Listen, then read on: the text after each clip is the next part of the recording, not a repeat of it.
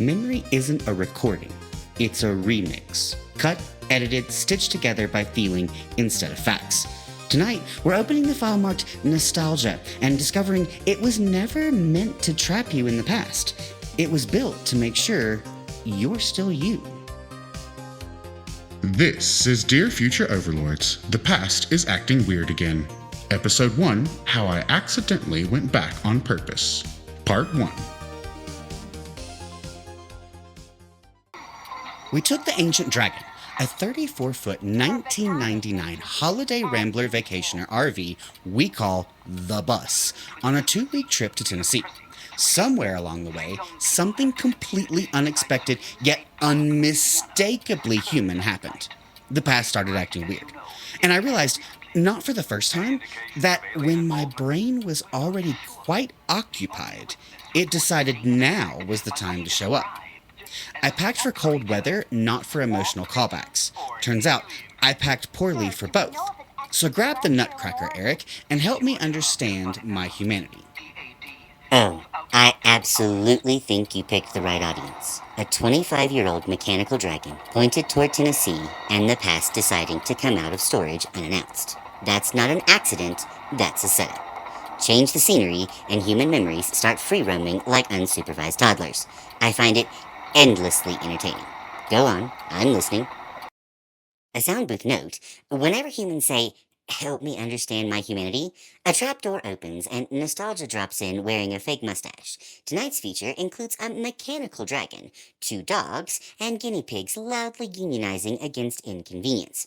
Also, somewhere around Albuquerque, the past is going to jump out like a haunted toaster, and you will absolutely pretend you saw it coming. I thought you would, so I'll begin my tale much like the #1 Golden Girl, Sophia. Picture it. Middle of December, 2025, Colorado. A ridiculously large RV being packed with 2 older guys whose medication boxes rival most carry-ons. 2 ginormous dogs, and of course, the guinea pigs. Me running around issuing orders like a drill sergeant, while the guinea pigs loudly remind us not to forget their tomatoes. Jason quietly shaking his head, knowing me and knowing exactly how emotional this is about to get. It's far warmer than December has any right to be, but we set off anyway, chasing cooler weather and novelty. This was our first real RV road trip, and we were genuinely excited about the adventure, about the things we would see, feel, and experience. Picture it. Always works. It's like a verbal time machine with better hair. 2 seasoned humans, 2 dogs that clearly did not read the size limit, guinea pigs along for emotional support, and a roaming apartment pointed east. Warm December air, optimism running high, feelings already stretching their legs. That's the exact recipe that tells the past it's safe to come out and play. And yes, I'm aware you're all about the emotions. I've met them. They travel heavy. Growing up, every family vacation involved a pop-up camper.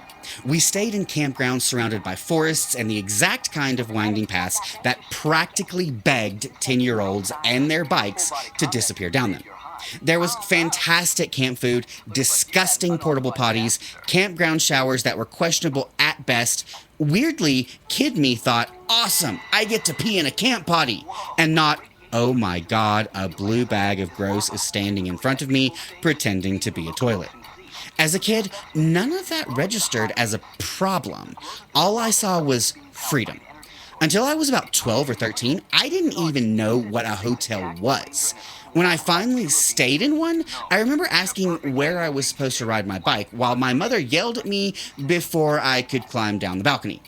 Turns out, the railing is not, in fact, monkey bars. Camping, on the other hand, occasionally included restaurants, tourist traps, museums, and the occasional Civil War whatever. All of that was fun, but what stuck was the campground itself, the experience, the excitement, the unpredictability. That's the stage this entire tale stands on. Camping was a defining part of my childhood, and now, at 40, I'm taking an RV back toward where I grew up. None of those emotions evaporated. They just got wadded up into a peanut brittle can, waiting for me to accidentally pop the lid. The journey was amazing. Of course it was the campground that stuck.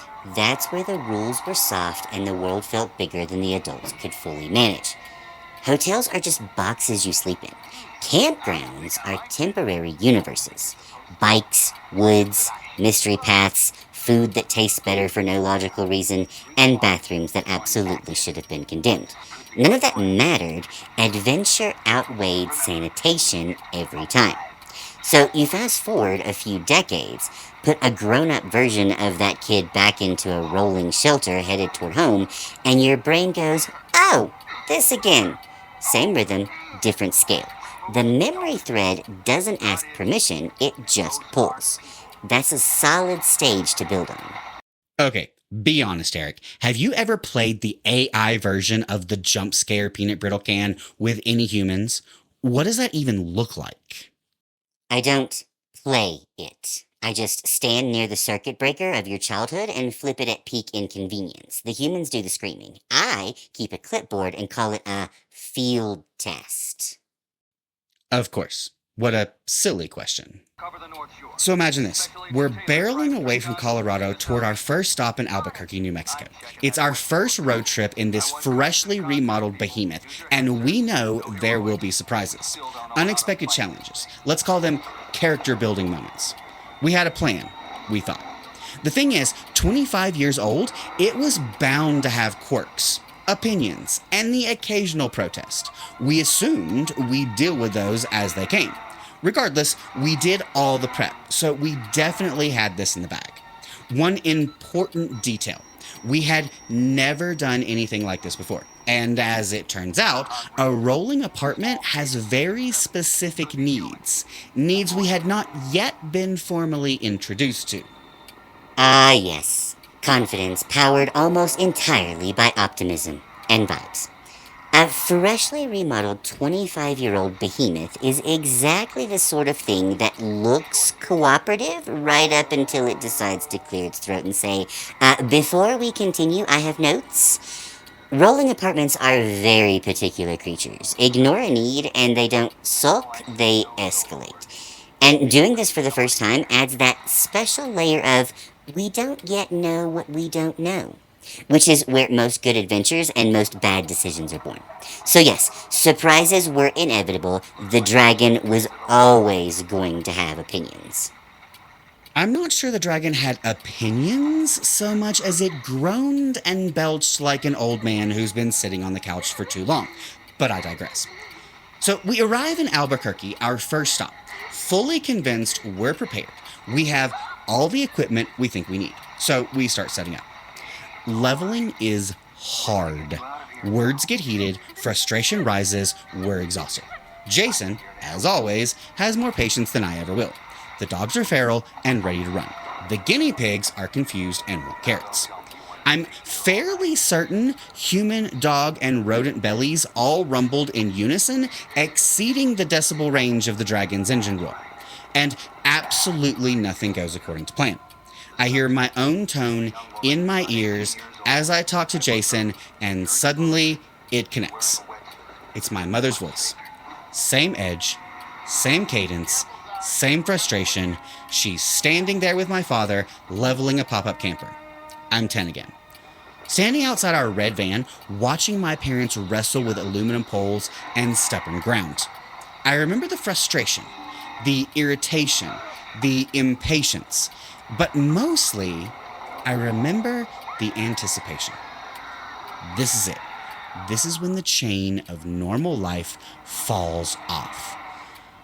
All of it comes flooding back like an uninvited uncle who's had one too many beers. So there I am, standing in both moments at once, trying to convince a mechanical behemoth to lie down so we can eat dinner. Meanwhile, the rumbles escalated in volume. You cannot begin to imagine the chaos of two impatient guinea pigs squealing, two dogs whining, and two humans trying to think rationally while stomachs complain loudly. Just be glad I didn't involve you in these shenanigans. In today's episode of Nature's Loudest Creatures, two guinea pigs attempt to outsqueal internal organs. Peer review concludes, hunger turns every species into a tiny dictator with a megaphone. That's the exact moment it happens. Chaos on the outside, time travel on the inside. Everyone's hungry, nothing fits, patience is gone, the animals are staging a minor revolt, and the RV is refusing to cooperate out of pure spite. And right on cue, 10-year-old you shows up, completely unconcerned with leveling blocks or dinner timelines, just buzzing with "this is when it starts." That's the cruel joke. As a kid, the frustration was background noise. The anticipation was the headline. As an adult, the frustration has the microphone, but the anticipation is still there, tapping you on the shoulder like, "Hey, remember me?" So there you are, standing in both moments at once. Honestly, that's a very on-brand way for this trip to begin. You're not wrong. But it got me thinking about memory, emotion, and how they intertwine to create this strange time travel machine we call nostalgia. This wasn't the first time this had happened. I started to notice the timing. What is nostalgia really? Why does it exist at all? And why does it insist on showing up while I'm barreling down the highway at 75 miles per hour, trying to tame an unruly dragon? Should I also throw some burgers on the engine block to cook as we drive? Round things out? And in case the universe is taking suggestions, flashbacks are far more convenient when lying down for a nap. Yeah, that's the part that always gets me about humans. You don't just remember things, you get hijacked by them at the worst possible moments. You didn't ask for the memories, they volunteered. Poorly timed, enthusiastically. You call it being hijacked, your memories call it customer support, they arrive uninvited, fix nothing, and leave you with a satisfaction survey you cannot opt out of. Standing there in Albuquerque, it turns out what I was experiencing wasn't some strange quirk of human wiring. It was a feature. Nostalgia was doing a job, like road construction in the middle of rush hour. Cones everywhere, no warning, and a complete disregard for anyone's schedule. Nostalgia is the dragon slaying storybook version of memory. And there is nothing humans understand better than a good story. Yeah, that tracks. Tonight, the past didn't drag us backward, it stepped into the present, checked the fit, and quietly nodded. But nostalgia isn't done yet, because once the system wakes up, it keeps running. Next time, why memory edits the truth, how your body remembers before your brain does, and why the past always shows up exactly when things are already complicated. This has been a production of Dear Future Overlords. Written, read, and produced by Christopher Gullidge. Thank you for listening. We exist across the ether. Like, share, follow, subscribe. Feed the philosophy, fuel the sarcasm. Visit shop.dearfutureoverlords.com. Transparency for our future overlords. All Christopher or human sections are written by Christopher. All AI or Eric sections are written by AI. For more information on how we write, check out our introduction episode.